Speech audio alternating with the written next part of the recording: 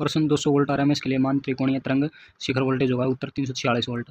अगला प्रश्न है एसी सर्किट में स्पष्ट शक्ति के लिए कौन सा अभिव्यक्ति सत्य है। उत्तर वी आर एम एस गुणा में आई आर एम एस। अगला प्रश्न है किसी संधारित्र द्वारा प्रत्यावर्ती धारा के प्रति किए जाने वाले विरोध को कैपेसिटिव रिएक्शन कहा जाता है। उत्तर हाँ। अगला प्रश्न वोल्टेज की एक साइन तरंग शून्य से अधिकतम 200 वोल्ट तक भिन्न होती है। चक्कर के 30 डिग्री के क्षण पर वोल्टेज कितना होगा। उत्तर 100 वोल्ट। अगला प्रश्न आरएलसी सर्किट का गुणवत्ता कारक बढ़ जाएगा। उत्तर यदि आर घटता है तो। अगला प्रश्न यदि संधारित्र को पूरी तरह से चार्ज करने के लिए इसे 5 समय से के लिए चार्ज किया जाना चाहिए। उत्तर हाँ।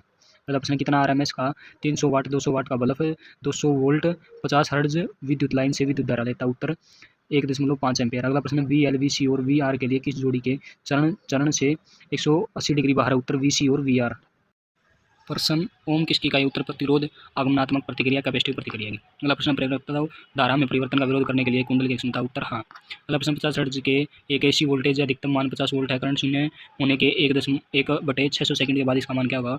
उत्तर 25 वोल्ट। अगला प्रश्न यदि ए बराबर है 8 30 डिग्री और बी बराबर है 2 15 डिग्री है तो A/B का मान क्या होगा। उत्तर 4 15 डिग्री कोण। अगला प्रश्न जैसे जैसे एल बढ़ता है एक्स एल बढ़ता है। उत्तर हाँ। अगला प्रश्न जब दो तरंग चरण में होती हैं तो उनके अंतराल पर चरमान होते हैं। उत्तर एक तरंग दैर्ध्य। अगला प्रश्न है श्रृंखला और समानांतर एलसी सर्किट पर अनुनाद उसमें भिन्न होता है। उत्तर श्रृंखला प्रतिरोध को धारा में तेज वृद्धि के लिए कम प्रतिरोध स्रोत की आवश्यकता होती है। अगला प्रश्न किसी परिपथ का प्रत्यावर्ती धारा के विरोध को खालिस्तान कहा जाता है। उत्तर प्रतिबाधा। प्रश्न एक श्रृंखला अनुनाद परिपथ एफ बराबर 150 हर्ट्ज पर कैपेसिटिव है सर्किट कहीं ना कहीं आगमनात्मक होगा। उत्तर एफ 150 हर्ट्ज से अधिक।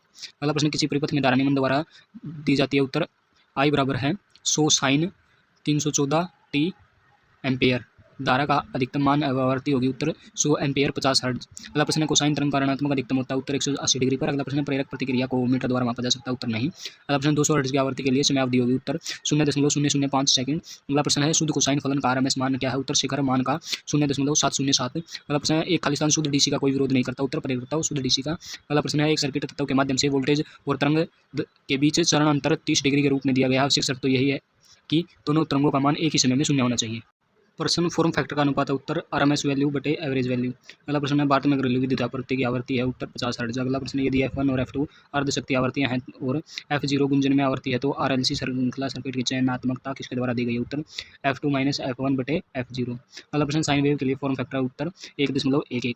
अगला प्रश्न RMS half wave rectified sine wave का मान 200 वोल्ट है। RMS full wave rectified AC का मान होगा। उत्तर 282.8 वोल्ट। अगला प्रश्न गुंजन या मान आवृत्ति से कम आवृत्ति पर उत्तर श्रृंखला परिपथ कैपेसिटिव होता है और समानांतर परिपथ प्रेरक होता है।